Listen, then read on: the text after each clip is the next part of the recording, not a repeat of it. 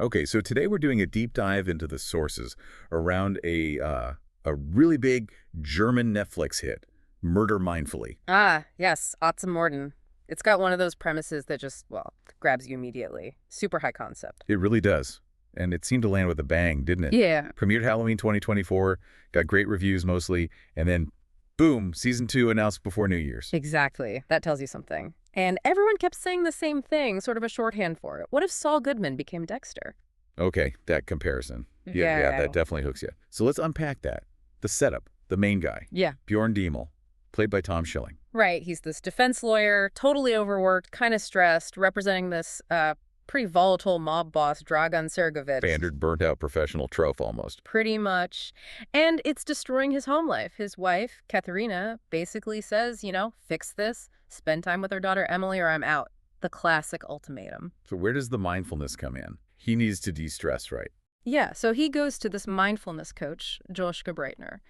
And the lesson is, lock everything else out. Focus on the present, your breath, let it flow, the usual stuff. But he doesn't use it for inner peace. That's the twist. Not at all. He weaponizes it. He applies that focus, that blocking out the noise technique to his criminal problems. Yeah. To make them go away efficiently. Which leads to an accidental murder. How does mindfulness cause an accidental murder? That sounds, well, paradoxical. It's brilliantly dark. He's practicing being present, having quality time with Emily, right? He's so focused on that moment. Oh, no. That he completely blocks out the fact that Dragan, the mob boss, is locked in the trunk of his car. And he just leaves him there. Yep, Dragan dies. Lack of oxygen, maybe heat exhaustion. Because Bjorn was being mindful. There's this line people quote, mindfulness can break noses and kill people. Wow. Okay. Yeah. That explains the buzz. Yeah. That kind of dark, deadpan German humor, mixing genres. Tom Schilling's performance, I heard he breaks the fourth wall, too. He does, yeah. It all worked, especially early on. Like you said, #1 on the Netflix Global Top 10 for non-English shows. 3 weeks running. Huge success. But it wasn't perfect. Yeah. The sources mentioned some issues later on. Right. The first half, strong. But then critics felt the plot got kind of repetitive. Bjorn's mindfulness solutions started feeling a bit samey. Like copied and pasted, I think I read. Less clever strategy, more just.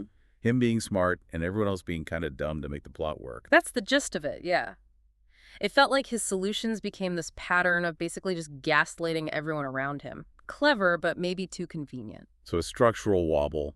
But was that the main problem? That was one issue, but the bigger one the thing sources really hit hard was the ending, the climax. It didn't land. It crashed and burned, according to many. People said the writers just completely lost the plot after episode 6 or so. Ouch. So what went wrong? Rushed? Random?